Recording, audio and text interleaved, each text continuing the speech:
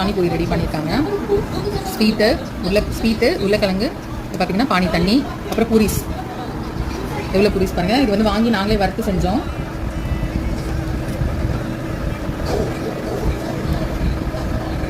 இன்னி எனக்கு வந்து ஸ்வீட் தான் ரொம்ப பிடிக்கும். ஐயோ உடஞ்சிச்சு.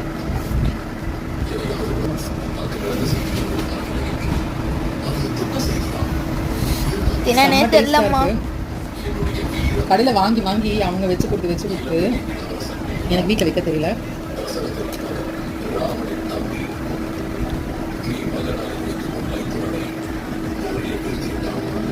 ஸ்வீட் கூட செம்மையாக இருக்கு.